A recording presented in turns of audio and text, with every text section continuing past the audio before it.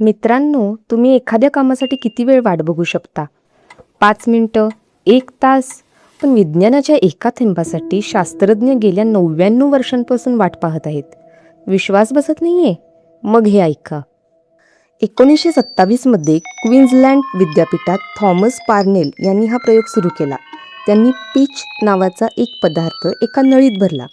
हा पदार्थ दिसायला दगडासारखा कडक आहे. तुम्ही हातोड्याने मारलं तरी याचे तुकडे होतील. पण खरं तर हा एक अतिशय संत वाहणारा लिक्विड आहे.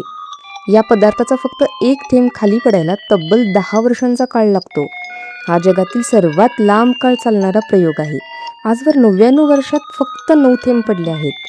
सर्वात मोठी गंमत माहिती आहे का? इतकी वर्षे वाट बघूनही आजवर कोणाही शास्त्रज्ञाला हा थेंब प्रत्यक्ष पडताना बघता आलेला नाही. कधी कॅमेरा बंद पडला तर कधी लाईट गेली. 2000 साली जेव्हा थेंब पडणार होता तेव्हा तर कॅमेराच खराब झाला. पुढचा थेंब कदाचित 2030 मध्ये पडेल. पण तो थेंब पडण्याआधी तुम्ही खाली दिलेलं सबस्क्राईब बटन नक्की दाबा, कारण आपल्या चॅनेलवर असे नवलपूर्ण व्हिडिओ दररोज पडतात.